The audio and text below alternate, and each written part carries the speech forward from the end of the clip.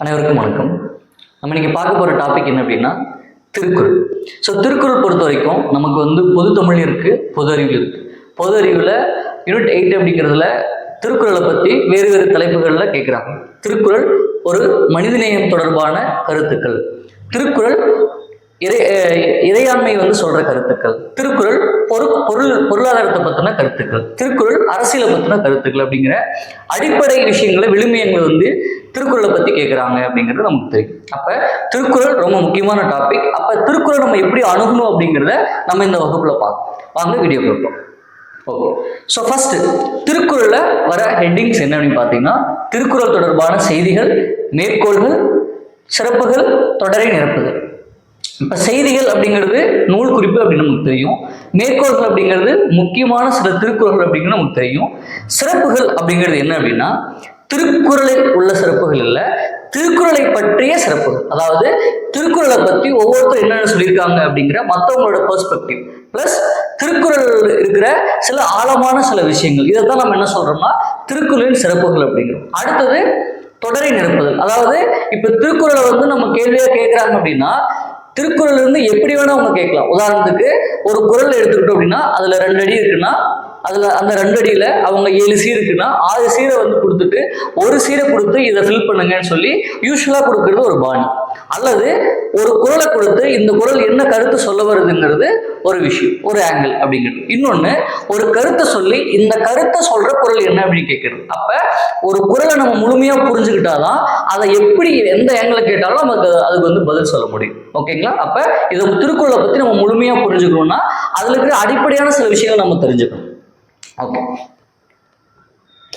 First Thirukkural அப்படிங்கிறது என்ன அப்படின்னா, 2 அடியில் இருக்கிற ஒரே ஒரு வெண்பாவில் இருக்கிற நூல். அதாவது 12 கீழ்கணக்குகள்ல இருக்கிற சின்ன நூல், 2 அடிகளை கொண்ட நூல் இதுதான். அதே நேரத்துல நூல் அடிப்படையில பாடங்கள் அடிப்படையில இருக்கிற பெரிய நூல் இதுதான். அது எப்படி அப்படின்னா, இப்ப நூல்கள் அடிப்படையில எடுத்துக்கிட்டோம் அப்படின்னா மொத்தம் 18 நூல்கள் இருக்கு. இதுல பாடங்கள் பாத்தீங்கன்னா கிட்டத்தட்ட திருக்குறள் மட்டும் 1330 குறள் இருக்கு. கிட்டத்தட்ட 2660 வரிகள் இருக்கு. 12 கீழ்கணக்கு இருக்கிற ஒரே பெரிய பாடல் இதுதான். அதே நேரத்துல அடிவரையறையில பாக்குறப்ப இருக்கிறதுலே சின்ன பாடல் இதுதான். ஏன்னா மீதி எல்லாமே பெரிய பாடல், 4 அடி 5 அடி 10 அடி அப்படின்னு இருக்கிற பாடல் மத்தியில 2 அடியில் இருக்கிற ஒரே ஒரு பாடல் இதுதான். இதுல சிறப்பாக இருக்கு அப்படின்னு கேட்டா கண்டிப்பா சிறப்பு தான். ஏன்னா நம்ம அறிவுரை சொல்றப்ப நம்ம ரொம்ப சொல்லிட்டே இருக்க முடியாது, ரொம்ப கசகசன்னு சொல்லிட்டு இருக்க முடியாது, வளவலன்னு சொல்லிட்டு இருக்க முடியாது. அப்ப நிறுத்தி நிதானமா சுருக்கமா உங்களுக்கு சொல்லி விளங்க வைக்கிறது அப்படிங்கிறது தான் இந்த அறிவுரையோட சிறப்பு அப்படிங்கிறது. அப்ப அந்த அறிவுரையை 2 அடியில இன்னும் சுருக்கமா சொல்லணும் அப்படின்னா 1.25 அடியில சுருங்க சொல்லி விளக்க வச்சவர் தான் நம்ம வள்ளுவர். அப்ப இது திருக்குறளுடைய முதல் சிறப்பு. அடுத்தது எடுத்துக்கிட்டோம் அப்படின்னா, திருக்குறள் நம்மளுடைய உயிரெழுத்தான ஆவில் தொடங்கி உயிர்மை எழுத்தான இன்னல முடியும். இது அடுத்த சிறப்பு. அடுத்தது இதை வள்ளுவர் எடுத்த உடனே ஃப்ளோவை ஸ்டார்ட் பண்ணி 1 to 1330 வரைக்கும் ஒரே நேர்கோட்டில் அவர் எடுத்துட்டு போகல. அவருக்கு 3ஆ பிரிச்சு சொல்றாரு. அதாவது அறம், பொருள், இன்பம். இதை நம்ம மனித வாழ்க்கையோட நேரடியாக தொடர்புபடுத்திக்கலாம். எப்படி அப்படின்னா, ஒரு மனிதன் தன்னுடைய வாழ்க்கையில தலையாயமா கடைபிடிக்க வேண்டிய விஷயம் என்னன்னா அறம் அப்படிங்கிறது. அதாவது நம்ம அடிப்படை வாழ்க்கையில கடைபிடிக்க வேண்டிய சில அடிப்படையான விழுமியங்கள் அப்படிங்கிறது. நம்ம ஒருத்தர் கஷ்டப்படுறப்ப அவங்கள பார்த்து நம்ம இரக்கம் கொள்ளணும். ஒருத்தர் நம்ம கிட்ட அன்பு செலுத்துறப்ப நம்ம திரும்ப அவங்க கிட்ட அன்பு செலுத்தணும். ஒருத்தர் நம்ம கிட்ட பகைமை பாராட்டுறப்ப நம்ம அவங்க கிட்ட எச்சரிக்கையா இருக்கணும். ஒருத்தர் பெரியவரா இருக்கிறப்ப அவர் நம்ம மதிக்கணும். அப்படிங்கிற அடிப்படை விழுமியங்களை சொல்றதுதான் இந்த திருக்குறளோட முதல் அறம் அப்படிங்கிற முதல் பால் அப்படிங்கிறது. அடுத்தது சரி, அறம் மட்டும் நமக்கு போதுமா, இந்த விழுமியங்கள் மட்டும் போதுமானா போதாது. நம்ம வாழ்க்கைக்கு அத்தியாவசியமான செல்வம் அல்லது பொருள் அப்படிங்கிறது. அப்ப அந்த பொருளை நம்ம என்ன பண்ணணும், ஈட்டணும். அதே நேரத்துல அந்த பொருளை நம்ம எப்படி ஈட்டணும்னா அறத்தின் வழியாக ஈட்டணும், அறத்தின் அடிப்படையில் ஈட்டணும் அப்படிங்கிறதுதான் இந்த பொருள் அப்படிங்கிறது. ஓகே, அப்ப நான் அறத்தையும் கடைபிடிக்கிறேன், நான் பொருளையும் நான் சேர்த்துட்டேன். அப்ப எனக்கு வேறு அடுத்தது அர்த்தம் அப்படிங்கிறது இல்லையான்னு கேட்டா இருக்கு. இந்த 2மே நீங்க கரெக்டா ஃபாலோ பண்ணீங்கன்னா உங்களுக்கு கிடைக்க வேண்டிய நிலையான இன்பம் அப்படிங்கிறது கண்டிப்பா கிடைக்குங்கிறது தான் அவர் 3ஆ வரிசைப்படுத்துறாரு. அறம், பொருள், இன்பம் அப்படிங்கிறது. அப்ப இதை மனித வாழ்க்கையோட நேரடியாக நம்ம தொடர்புபடுத்திக்கலாம். ஓகே, அப்ப வள்ளுவர் என்ன பண்றாரு, அறம், பொருள், இன்பம் அப்படிங்கிற முப்பாலா இதை பிரித்து சொல்றாரு. ஓகே, இது நமக்கு ஜென்ரலான தெரிஞ்ச விஷயம். ஆனா அடுத்த வர ஒரு வகை இருக்கு இல்லையா, அதாவது இயல் அப்படிங்கிறது இருக்கு இல்லையா, அது நமக்கு யாருக்கும் தெரியாது. அதுதான் நம்ம வந்து கண்டிப்பா தெரிஞ்சுக்க வேண்டிய விஷயம். திருக்குறள்ல எத்தனை இயல் இருக்கு, நமக்கு திருக்குறள் எத்தனை குறள் இருக்குன்னு தெரியும், எத்தனை அதிகாரம் இருக்குன்னு தெரியும். திருக்குறள் எத்தனை இயல் இருக்குன்னு கேட்டால் நம்ம யோசிப்போம். அப்ப திருக்குறள் எத்தனை இயல் இருக்கு? 9 இயல் இருக்கு. அப்ப இயல் அப்படிங்கிறது என்ன அப்படின்னா, முப்பால் அப்படிங்கிறது நம்ம சொல்றோம் இல்லையா, அந்த முப்பால இன்னும் வந்து கீழே வந்து பிரிச்சு சொல்றதுதான் இயல் அப்படிங்கிறது. ஓகேங்களா? இப்போ வந்து நம்ம இதுக்கு முன்னாடி இந்த இயல் நம்ம எங்க பார்க்கலாம்னா தொல்காப்பியத்துல பார்க்கலாம். அதாவது நம்ம தமிழ் கிடைச்ச மிக பழமையான முதல் இலக்கண நூல் அப்படிங்கிற தொல்காப்பியத்துல அந்த இயல் வகை நம்ம பார்க்கலாம். அப்ப தொல்காப்பியத்தோடையும் திருக்குறளையும் நம்ம ஒப்பிடலாமா? கண்டிப்பா ஒப்பிடலாம். அப்ப திருக்குறள்ல எத்தனை பால் இருக்கு? முப்பால் இருக்கு. தொல்காப்பியத்துல எத்தனை பால் இருக்கு? அங்க பால் அப்படிங்கிறது பதிலா தொல்காப்பியம் என்ன பண்றாரு? அதிகாரமா பிரிக்கிறார். அதாவது எழுத்து, சொல், பொருள் அப்படின்னு 3 அதிகாரத்துல பிரிக்கிறாரு. வள்ளுவர் முப்பாலா பிரிக்கிறார். ஓகேங்களா? அப்ப அங்கேயும் 3, இங்கேயும் 3. ஓகே, அடுத்தது தொல்காப்பியர் இயலா பிரிக்கிறாரா? பிரிக்கிறார். எத்தனை இயலா பிரிக்கிறாரு? ஒவ்வொரு அதிகாரத்துக்கும் 9 இயலா பிரிக்கிறார். அப்ப 3 9 27. ஆனா வள்ளுவர் மொத்தமாவே 9 இயலா பிரிக்கிறார். அப்ப அங்க 27 இயல், இங்க 9 இயல். அப்ப இயல் வயசா பாக்குறப்ப இங்க நம்ம பிரிக்கிறோம். ஓகேவா? இந்த மாதிரி கம்பேர் பண்ணணும். அப்ப திருக்குறளையும் தொல்காப்பியத்தையும் ஒப்பிடணும். ஓகே, அப்ப 9 இயல், 133 அதிகாரம், 1330 திருக்குறள். இதுதான் திருக்குறளுடைய அடிப்படை கருத்துக்கள் அல்லது அடிப்படை செய்திகள் அப்படிங்கிறது. இதை முதல்ல நம்ம தெரிஞ்சுக்கணும். ஓகே, சோ இயல் பார்த்தாச்சு, அதிகாரம் பார்த்தாச்சு. அதை வந்து நம்ம ஒரு டேபிளேஷனா புக்கில் கொடுத்துருப்பாங்க, அதையும் நம்ம பார்த்துக்கணும். ஏன்னா இதுல இருந்து பொதுத்தமிழ்லையோ அல்லது பொதறிவிலையோ தவறாம ஒரு கேள்வி இடம்பெறுது. எப்படி? இப்போ உதாரணத்துக்கு ஊழியல் அப்படின்னு ஒரு இயல் எடுத்துக்கும். அப்ப ஊழியல் அப்படிங்கிற இயல் வந்து எந்த பால்ல வருது? அறத்தில் பால் வருதா, இன்பத்தில் பால் வருதா, பொருட்பால் வருதான்னு கேட்பாங்க. அல்லது ஒரு அதிகாரத்தை எடுத்துக்கணும். இப்போ வந்து வெகுளாமை அப்படிங்கிற ஒரு அதிகாரத்தை எடுத்துக்கிட்டோம்னா அது வந்து எந்த பால்ல வருது அல்லது எந்த இயல்ல வருதுன்னு கேட்பாங்க. அல்லது ஒரு திருக்குறளை கொடுத்து இது எந்த அதிகாரத்தை சேர்ந்தது அப்படின்னு கேட்பாங்க. அப்ப நம்ம திருக்குறளை நம்ம வந்து வெறுமனே மற்ற பாடங்களோட நம்ம வந்து மனனம் பண்ணியோ அல்லது வந்து நம்ம வந்து புரிஞ்சு படிச்சுக்கிறதோ அப்படிங்கிறதை தாண்டி இதை நம்ம இன்னும் ஆழமா புரிஞ்சுக்க வேண்டியிருக்கு அப்படிங்கிறதா நம்ம சொல்ல வர செய்தி அப்படிங்கிறது. அதாவது என்ன அப்படின்னா, திருக்குறளுடைய அடிப்படையை நம்ம வந்து உள்வாங்கிக்கணும். திருக்குறளை எப்படி அவர் வந்து பிரிக்கிறாரு, எப்படி வந்து அவர் வந்து பிரிச்சு சொல்றாரு அப்படிங்கிற அந்த கிளாசிபிகேஷனை ஃபர்ஸ்ட் நம்ம உள்வாங்கணும். அப்பதான் திருக்குறளை வந்து நம்ம வந்து 1330 குறளையும் எந்த குறளை எப்படி மாத்தி கேட்டாலும் அதை நம்ம புரிஞ்சுக்க முடியும். ஓகே, ஸோ இந்த டேபிளேஷன்ங்கிறது முக்கியமான டேபிளேஷன். அதே நேரத்தில் இதனுடைய அதிகாரங்கள் எண்ணிக்கை எப்படி கேட்குறாங்கிறதும் நமக்கு முக்கியமான ஒரு விஷயம். அதாவது 38, 70, 25. இப்போ கன்னியாகுமரியில ஒரு சிலை இருக்கு. ஓகேங்களா? கன்னியாகுமரியில ஒரு வானுயர ஒரு வள்ளுவர் சிலை இருக்கு. அதை நீங்க பார்த்துருப்பீங்க. அந்த வள்ளுவர் சிலையோட பீடம் இருக்கு இல்லையா, அதாவது அந்த சிலையோட அடித்தளம் இருக்கு இல்லையா, அது எத்தனை அடி அப்படின்னு பார்த்தீங்கன்னா அது 38 அடி. ஓகேங்களா? அந்த சிலையோட உயரம் இருக்கு இல்லையா, அது எத்தனை அடினா 95 அடி. அப்ப இதுல நம்ம என்ன புரிஞ்சுக்கிறோம்? திருவள்ளுவர் வந்து நமக்கு வந்து எப்படி நம்மளை வந்து கன்வே பண்றாங்கன்னா, அறத்தை வந்து அவர் வந்து அடிப்படையா சொல்றாரு. அப்ப அறத்தை கீழையும் பொருள் இன்பத்தை வந்து மேலேயும் வந்து எடுத்து சொல்றாங்க. இது வந்து நமக்கு ஒரு குறியீடா சொல்றது, சிம்பாலிக்கா சொல்றது அப்படிங்கிறது. ஓகேங்களா? சரி,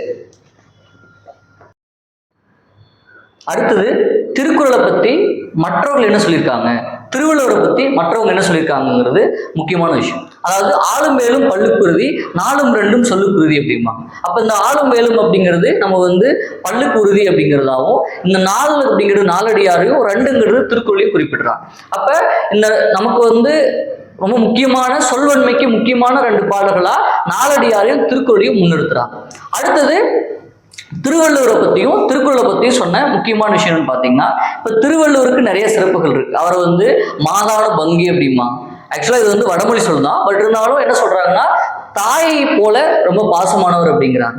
அப்ப ஒரு தாய் வந்து தன்னுடைய பிள்ளைகளுக்கு எந்த அளவுக்கு பாசமா இருந்தா அவங்களை வந்து பார்த்து வளர்க்க முடியுமோ, அந்த மாதிரி நம்மளுடைய மனிதர்களுக்கு, தமிழர்களுக்கு ஒரு எந்த அளவுக்கு வந்து நேர்த்தியான அறிவுரை சொல்லி அவங்களை வந்து வழிநடத்த முடியுமோ அந்த அளவுக்கு வழிநடத்தி இருக்காருங்கிறதுக்காக அவரை மாதான பங்கி அப்படிங்கிறோம், பொய்யில் புலவர் அப்படிங்கிறோம், பொய்யாமொழி புலவர் அப்படிங்கிறோம். எந்த காலத்திலையும் எந்த சூழ்நிலையும் ஒரு பொய்யே பேசுனதில்லை அப்படிங்கிறதுனால பொய்யில் புலவர் அப்படிங்கிறோம். அப்ப இந்த மாதிரியான மேற்கோள்களை திருவள்ளுவருக்கும் திருக்குறளுக்கும் நம்ம வந்து ஒப்புமைப்படுத்துறோம். அடுத்தது இது முக்கியமான விஷயம் என்ன அப்படின்னா, திருக்குறள் முதலாக எப்ப அச்சடிக்கப்பட்டது, திருக்குறள் முதலாக எப்ப உரை எழுதப்பட்டது, திருக்குறள் முதலாக எப்ப மொழிபெயர்ப்பு செய்யப்பட்டதுங்கிறது மிக முக்கியமான பாயிண்ட். அப்ப ஒவ்வொரு கேள்வித்தாளையும் இது பத்தின கேள்வி கண்டிப்பா இடம்பெற்றிருக்குன்னு உறுதியா சொல்லலாம். ஃபர்ஸ்ட், திருக்குறளை முதல்ல அது அச்சிட்டு வெளியிட்டது, இதை அடிக்கடி கேட்டுட்டே இருக்காங்க. இது முக்கியமான கேள்வி. இது யார் அப்படின்னா, தஞ்சை மலையத்து வாசன் மகன் ஞான பிரகாசன் அப்படிங்கிறது. எந்த வருஷம் பார்த்தீங்கன்னா 1812. அப்ப இதுதான் தஞ்சையில முதல்ல நடந்த பதிப்பு. அதாவது ஓலைச்சுவடியில் இருந்த திருக்குறளை முதலாக நமக்கு அச்சிட்டு வெளியிட்டது அப்படிங்கிறது. ஓகேங்களா? அடுத்தது முதலாக உரை எழுதுனது யாரு, அது அதுவும் அடிக்கடி கேட்டு இருக்காங்க. யாருன்னா மணக்குடவர் அப்படிங்கிறவர். இதுலயே ரெண்டு விஷயம் இருக்கு. முதல் உரைன்னு கேட்டா மணக்குடவர், சிறந்த உரைன்னு கேட்டா பரிமேலழகர். ஓகே, அடுத்தது மொழிபெயர்ப்பு. அச்சு பதிப்பு பார்த்துட்டோம், உரை பார்த்துட்டோம், அடுத்தது மொழிபெயர்ப்பு. அப்ப திருக்குறள் பத்தின மொழிபெயர்ப்புகள்ல நிறைய இது இருக்கு, கருத்து வேறுபாடுகள் இருக்கு. அப்ப நமக்கு கிடைச்ச டேட்டா வச்சு நம்ம ஓரளவுக்கு கலெக்ட் பண்ணி பார்த்தோம் அப்படின்னா, முதலாக ஆங்கில மொழிபெயர்ப்பு அப்படிங்கிறதுல ரெண்டு இருக்கு. ஓகேங்களா? அதுல பார்த்தோம் அப்படின்னா முழுமையான மொழிபெயர்ப்பு அப்படின்னு எடுத்துக்கிட்டோம்னா ஜி.யு. போப் தான். திருக்குறள் முழுமைக்கும் ப்ராப்பரான ஒரு மொழிபெயர்ப்பு அப்படிங்கிறது. ஆனா அதுக்கு முன்னாடி நமக்கு ஒருத்தர் இருக்கார். அவர் என்ன பண்ணியிருக்காரு அப்படின்னா, மொழிபெயர்ப்பு செய்யறதுக்கு முயற்சி செஞ்சிருக்காரு. அவரும் மிக முக்கியமான ஒரு ஆளுமை. அவர் யாருன்னா பிரான்சிஸ் ஒயிட் எல்லிஸ் அப்படிங்கிறவர். அவர் என்ன பண்ணியிருக்காருன்னா, திருக்குறள் இருக்கிற சில முக்கியமான 13 அதிகாரங்களை மட்டும் மொழிபெயர்ப்பு செய்வதற்கு முயற்சி செஞ்சிருக்காரு. இதுவும் முந்தைய கேள்வித்தாள இடம்பெற்றிருக்கு. அப்ப இதுவும் மிக முக்கியமான பாயிண்ட். திருக்குறளை முழுமையா யாரு மொழிபெயர்த்தாங்க, முதலாக யாரு மொழிபெயர்ப்பு செய்ய முயற்சி செஞ்சாங்க அப்படிங்கிறது. அப்ப எல்லிஸோட முயற்சி மட்டும்தான். முழுமையான மொழிபெயர்ப்புங்கிறது ஜி.யு. போப் தான். அப்ப நம்ம ரெண்டு பேரையும் நம்ம தெரிஞ்சு வச்சுக்கணும் அப்படிங்கிறது. அடுத்த அப்ப இவங்க ரெண்டு பேருக்கு முன்னாடி ஒரு பர்சனாலிட்டி இருந்திருக்காரு. அவர் தான் வீரமாமுனிவர். அவர் என்ன பண்ணாருன்னா, திருக்குறள் இருக்கிற அறம் பொருள் இந்த ரெண்டு பாலம் மட்டும் லத்தீன் மொழியில மொழிபெயர்ப்பு செஞ்சிருக்காரு. கால வரிசையிலையும் சரி, நூல்கள் மொழிபெயர்ப்பு முயற்சி செஞ்சதும் சரி, ரெண்டு பேர்த்துக்கும் முன்னோடி அப்படிங்கிறது. அப்ப இவர் என்ன பண்றாரு, இன்பத்த பாலம் மட்டும் இவர் விட்டுறாரு. ஏன்னா இவர் ஒரு துறவி. அதனால இன்பத்தை விட்டுட்டு அறம் பொருள் இந்த ரெண்டு பாலம் மட்டும் எடுத்து மொழிபெயர்ப்பு செய்யறாரு. ஓகே, அப்ப இந்த பதிப்பு, உரை, மொழிபெயர்ப்பு இது மூணும் நமக்கு முக்கியமான விஷயங்கள். ஓகே, ஸோ திருக்குறள் இருக்கிற முக்கியமான சில கருத்துக்கள், அதை பற்றின மற்றவங்க என்ன சொல்கிறாங்க, அதில் இருக்கிற சிறப்புகள், இதை பற்றிலாம் பார்த்தோம். ஒரு 2 குறள்கள் மட்டும் நம்ம பார்த்துட்டு நம்ம இந்த வீடியோ முடிச்சுக்கலாம். ஓகே, ஸோ அதிகாரம் அப்படிங்கிறது ஒப்புரவு அறிதல் அப்படிங்கிறது. அப்போ நம்ம ஒவ்வொரு குறளை படிக்கிறப்பையும் அதிகாரத்தோடு சேர்ந்து படிக்கணும் அப்படிங்கிறது நமக்கு முக்கியமான விஷயம். ஏன்னா அந்த அதிகாரம் அப்படிங்கிறது அவர் என்ன சொல்ல போறாரு அப்படிங்கிற அவரோட விஷனை அவர் முன்னாடியே சொல்லி, இதன் மூலமா ஒரு விஷயத்த ஒவ்வொரு ஆங்கிள் ஒவ்வொரு தரப்பினருக்கும் அவர் வேற ஆங்கிள் சொல்லி புரிய வைக்கிறாரு. அதனால ஒரு அதிகாரம் என்னங்கிறது நம்ம புரிஞ்சுக்கணும். அப்ப இந்த அதிகாரம் அப்படிங்கிறது என்னன்னா ஒப்புரவு அறிதல். அதாவது நமக்கு தேவையான விஷயங்களை நம்ம எப்படி தெரிஞ்சுக்கிறது அப்படிங்கிறத நம்ம பார்க்குறப்ப அவர் இந்த குறளை சொல்றாரு. அதே நேரத்தில் அவர் சொன்ன கருத்தை அவர் இன்னொரு வேற விதமா வேற ஒரு அதிகாரத்தில் சொல்றாரு. அது என்ன அதிகாரம்னா நன்றியில் செல்வம் அப்படிங்கிறது. அப்ப ஒரு செல்வம் ஒரு நல்லவன், அதாவது நல்ல செல்வம் அப்படிங்கிறது என்ன, ஒரு பயனில்லாத செல்வம் அப்படிங்கிறது என்ன அப்படிங்கிறத அவர் 2 ஆங்கிள் சொல்றாரு. அப்ப நல்ல செல்வம் எத்தகையது அப்படின்னு அவர் ஒப்புரவறிதல் சொல்றாரு. எப்படி சொல்றாரு, பயன்மரம் உள்ளூர் படுத்தற்று செல்வம் நயனுடைய யாட்கண் படின். அப்ப பயன் நமக்கு தெரியும், பயன்பாடு அப்படிங்கிறது தெரியும். நயன் அப்படின்னு என்னன்னா அழகு அப்படின்னு சொல்றாங்க. ஓகேங்களா? அப்ப பயன்மரம் ஒருத்தருக்கு ஊர்ல இருக்கிற எல்லாத்துக்கும் பயன்படுது, ஒருத்தருடைய செல்வம் பயன்படுதுன்னா ஊருக்கு நடுவில் இருக்கிற ஒரு நல்ல மரம், நயன் மரம் அப்படின்னா நல்ல மரம் அப்படிங்கிறது. அப்போ நல்ல எல்லாருக்கும் பயன்படக்கூடிய செல்வம் அப்படிங்கிறது ஒரு நல்ல மரம், நல்ல இனிய மரம், எந்த ஒரு தீங்கில்லாத நல்ல மரம் அப்படின்னு சொல்றாரு. அந்த நல்ல மரத்துல கணிக்கிற பழத்தை அவர் என்ன சொல்றாரு, அவர் நல்ல செல்வம் அப்படிங்கிறாரு. அதே இடத்துல அவர் சொன்ன கருத்தை வேற மாதிரி சொல்றாரு. என்ன சொல்றாரு, நன்றியில் செல்வம்ங்கிற அதிகாரத்துல நச்சப்படாத செல்வம் நடுவரில் நச்சு மரம் பழுத்தற்று அப்படிங்கிறாரு. அங்க நல்ல மரம் சொல்றாரு, இங்க நச்சு மரம் அப்படிங்கிறாரு. அப்ப நச்சு மரம்ங்கிறது என்ன, அந்த பழத்தை சாப்பிட்டா நம்ம இறந்துருவோம் அல்லது நமக்கு தீமை பயக்கக்கூடியது அப்படிங்கிறது. அப்ப இந்த பழத்தை சாப்பிட்டா நம்ம இறந்துருவோம் அப்படின்னு தெரிஞ்சதுன்னா அந்த மரத்தை யாராவது போய் தீண்டுவாங்களா, யாரும் தீண்ட மாட்டாங்க.